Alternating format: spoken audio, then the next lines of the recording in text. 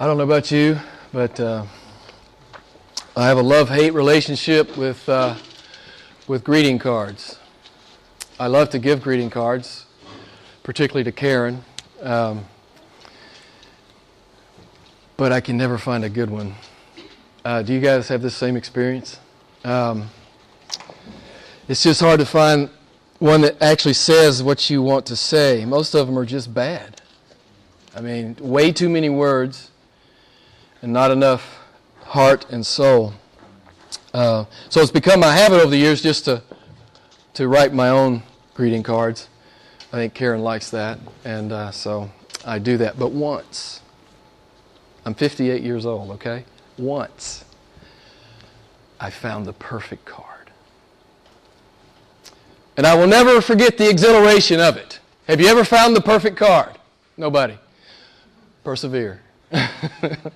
Persevere. Once I found the perfect card. It perfectly articulated what was in my heart. It flawlessly said what I wanted to say. Karen and I were in the middle of a long-distance romance. She was 423 miles from me, 6.5 hours, and it was hard for Pastor Jim. I had quit my job, and I'd sold everything, and I'd gone to seminary. I was in Kansas City, Missouri, and she was in Little Rock, Arkansas. I loved her, but I left her behind. She loved me, but she let me go. My friends and family thought I was crazy. They thought I was crazy for leaving my career and going to seminary. Her friends and family thought she was crazy for putting her life on hold for me.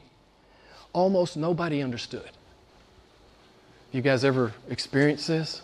Almost nobody understood. And we soon discovered that when you step outside that box of conformity, when you officially turn your back on that conventional lifestyle, most people will still say nice things to you. They'll even say affirming things to you. But they give you really funny looks. And they tend to stand off about 20 feet and speak in low tones. This was our experience. So, I was standing in the Hallmark shop. That's a greeting card store for you guys that don't know. In Kansas City. And I wanted to send Karen a card. I wanted her to know that I loved her. And I wanted her to know that I knew what we were doing was weird. I wanted her to know that. And I wanted her to know that God was in the middle of all this weirdness. We'd cut the umbilical cord. We were outside the box. It was us and God out there, right? And I wanted to send her a card to let her know. And I found it. On the front of the card were two abstract human forms dancing.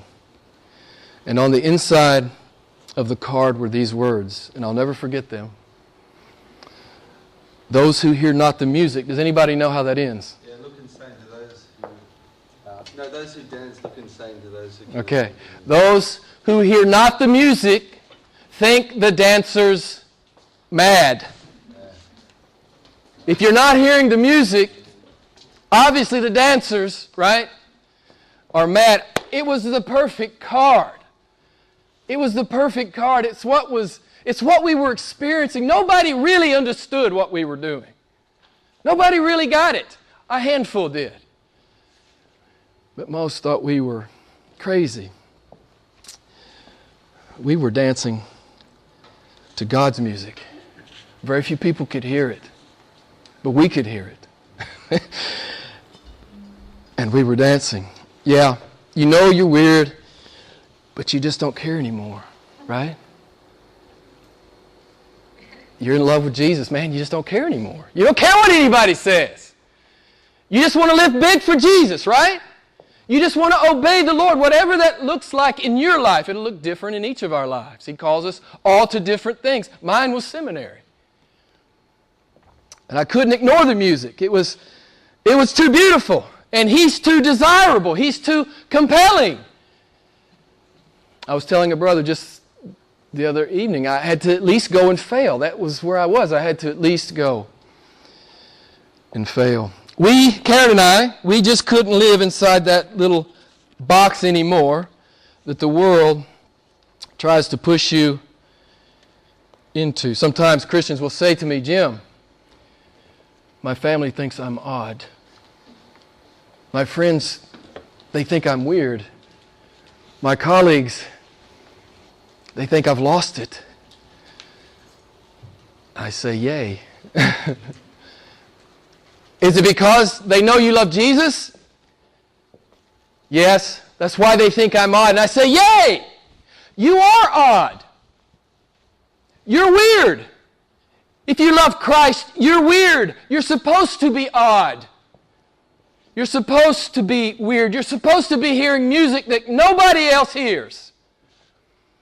And you're supposed to be, beloved, dancing to that music. You are, if you belong to Christ tonight, you are weird. In the most excellent, remarkable, beautiful, and wonderful way, you are His. You know, the King James Version, I think it's the only translation that uses this word, but 8 times in the King James Version, God calls us, does anybody know? He says, my people, they're a peculiar people. You're supposed to be peculiar. You're not supposed to fit into the world's box.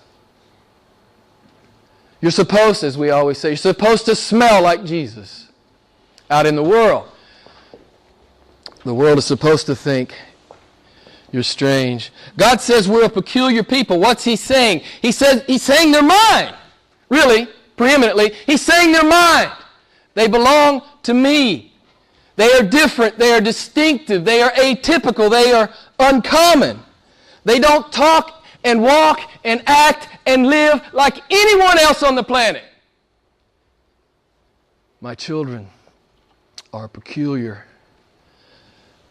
We've met Jesus Christ and everything is different. Yes? Everything's different. Everything is forever different. We hear the music. And we do love it so. We don't settle anymore. We won't settle anymore. We can't settle anymore. For that little small box the world tries to push us into, it's just too small. As C.S. Lewis says, we're no longer enamored with the world. We've put our mud pies down and we're pursuing infinite joy in the person of Jesus Christ. As John Piper says, we're no longer deluded. We're no longer chasing those temporal bubbles that burst. We are chasing Jesus Christ. As John Eldridge says, we simply can't live small anymore. We're in on the sacred romance. We can't do life small. We can't do it small anymore. We've met Jesus Christ and He's breathtaking. We hear His music and we must dance. When we meet Jesus, He introduces us to our born-again, newly alive self. Don't you love that?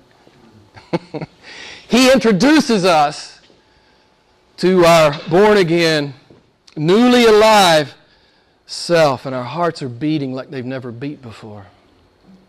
Right?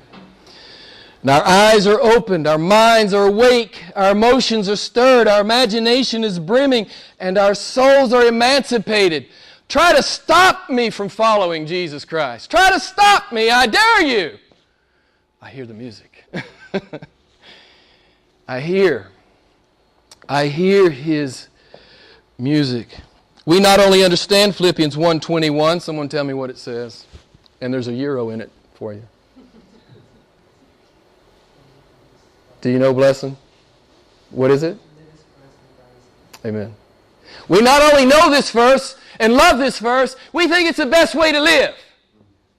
To live is Christ, to die is gain. There's no other way to live for a Christian.